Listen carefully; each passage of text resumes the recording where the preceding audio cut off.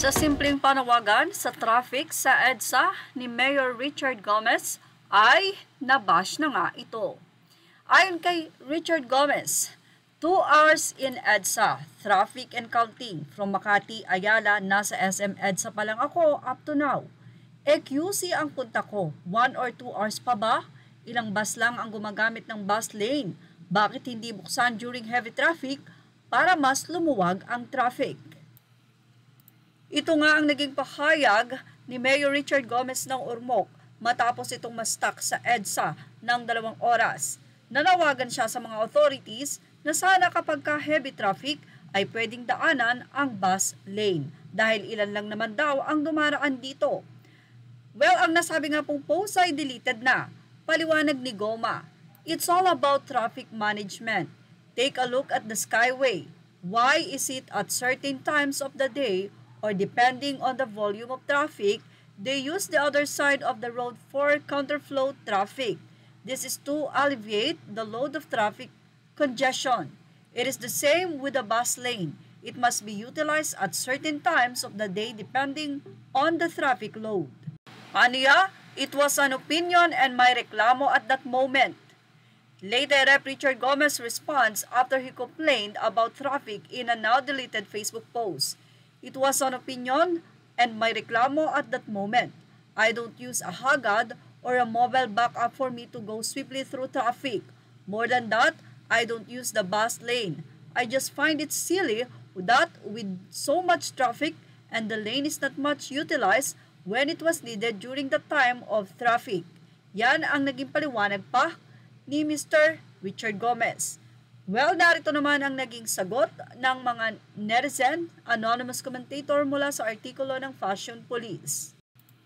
Say ng mga netizen, out of touch naman kasi, hindi na lang siya maging masaya na mapapabilis ang biyahe ng commuters. Siya nakaupo sa malamig na sasakyan niya, sip and dry, posting sa Sokmed niya while nasa traffic, while yung mga commuters nakapila ng matagal at nakatayo bago makasakay na amoy mandirigma na kahit papasok pa lang. Mga politician dito sa Pinas sobrang active sa social media. Magtrabaho kayo, ayon, sahod and incentives, lol, nakukuha nyo. Say naman ng isa, ang stupid lang, ang bus lane, ginawa ito to promote mass transport. Para ang tao hindi na gumamit ng sasakyan, if successful ang public mass transportation, mas mababawasan ang private cars. Huwag po nating i-compare ang Skyway sa bus lane. Hindi po sila pareho ng purpose. Pareho lang silang gawa sa semento. Heis, tanggalan ng internet. Aminin mo na lang, mali ka, awat na, itulog mo na yan. Say pa ng isa, people here obviously does not understand why he posted that.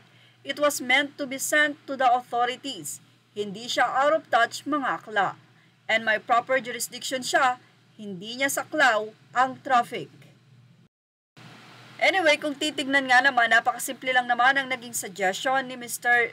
Gomez. Aniya, kung heavy traffic, sana ay buksan ang bus lane para kahit papano ay makaginhawa sa trapiko. Pero araw-araw halos kasi ay traffic sa EDSA. Ibig sabihin ba nun ay dapat araw-araw paggamitin ang bus lane? Paano pa ito't naging bus lane?